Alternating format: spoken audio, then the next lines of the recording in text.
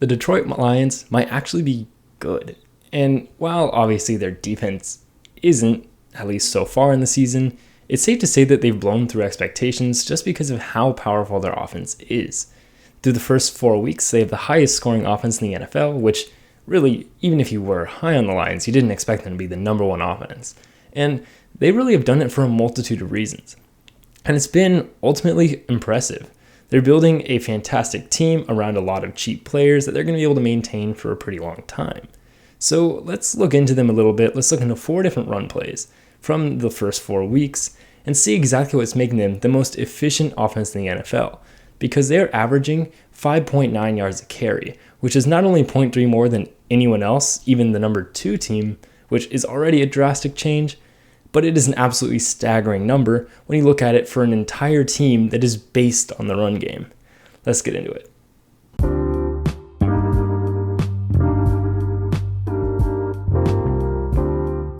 What's up, guys? I'm Tyler Coker, and I'm your host for today's episode of Today with Tyler. I hope you enjoy.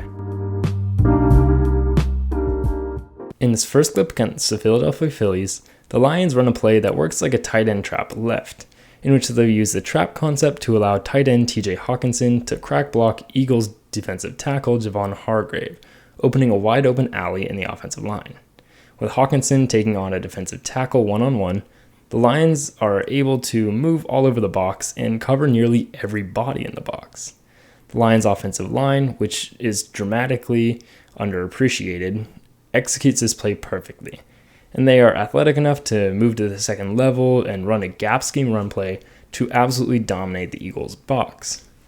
The play also requires a massive ask from TJ Hockenson, and the Lions have built a perfect roster for their offense, since Hockenson isn't just the receiving threat that we all know him as, but an incredible blocker as well, kind of like a George Kittle. But perhaps the most impressive piece of this Lions offense comes off the line from Amon-Ra St. Brown. As was highlighted in Cooper Kupp last season, wide receivers that can block are one of the most valuable players in run-first offenses, and St. Brown erases Chauncey Gardner-Johnson from the alley, leaving Swift with one man to beat, which he of course does with a simple move. St. Brown's block not only takes out a defender, but one of the most important ones, since Gardner-Johnson was just waiting in the alley for Swift until St. Brown makes him completely gone. The offense doesn't rely on the skill of DeAndre Swift or Jamal Williams, kind of like how the Titans are relying on Derrick Henry, but rather pieces together the strengths of the offensive line, the tight ends, the running backs, and even their wide receivers to make the Lions the most efficient run game in the NFL.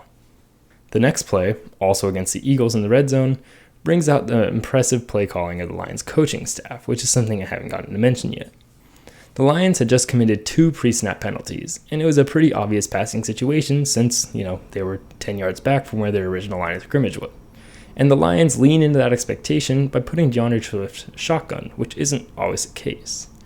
The Lions run a gut play that bounces outside, and the offensive line makes a tremendous effort in reaching the second level right as Swift is making his read, taking out the linebackers and allowing Swift to make a great read, bouncing the run to the outside. What makes this play elite and what really separates the Lions from any other rushing attack is that reliable blocking from that wide receiver core. Most wide receivers typically block for a limited amount of time, and some will just, shimmy in front of their man instead of actually getting physical.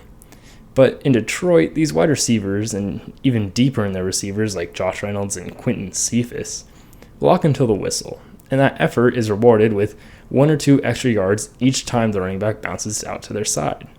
The overall effort and scrappiness of the Lions' offense really shines in these run plays, where they can swallow the entire defense and create open space for the running back tandem to work, and ultimately shows the good hard work of the coaching staff, because coaches like Dan Campbell are able to make a team that relies on scheme rather than on player-specific skills. The next play comes against Washington, which has a significantly weaker rushing defense, but still shows another key feature to the Lions' offense: fear. The Lions run another gut play in which Swift takes a natural cutback to carry the ball to the open field. The Lions' offensive line once again crushes the box. What's most important is how the defense reacts to Goff handing the ball off to Swift. The entire Washington defense moves insanely quick in the lateral direction that Swift originally starts. And while that may be effective against a poor offensive line and a mediocre running back, the Lions don't have that and take advantage. The overcompensation to smother the run, especially from safety number 22 Derek Forrest in the top right, opens the field and fails the first rule of defending the run, containment. Washington is so scared of the Lions' rushing attack that the defense forgets its role and just flies to the ball, which makes them more susceptible to chunk plays like what happens here. All it takes is one cut from DeAndre Swift, and he's off to the races. And that domination is what leads to more domination, just like how we see the fear of the Chiefs' passing attack lead to even bigger pass plays that weren't even going to happen until they got too scared. Final play we'll take a look at again comes against Washington, this time in the red zone.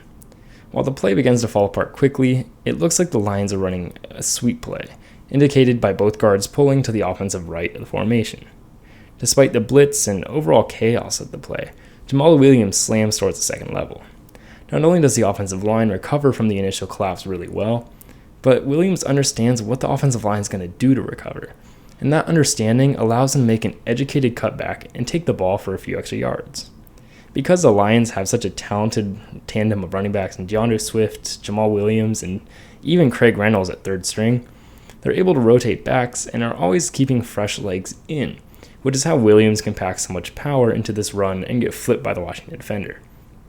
Since each running back is always fresh, they have an extra ounce of fight that many workhorse backs will lose quickly, which is another reason why the Lions bounce so many runs and never seem to get stuffed to just a small gain. Even in plays in which the line collapses, the Lions' run scheme is so effective that they can still churn out way bigger plays. The Detroit Lions have greatly impressed almost everybody.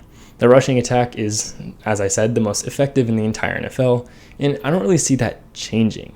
With having 3 really good backs, once DeAndre Swift gets back, you're going to have a multitude of skills that are running with one of the best offensive lines in the entire NFL, and then you're working on some great coaching and some great play calling, getting great run plays, and of course, blocking to the whistle, which is something that every coach says, but not many enforce too well.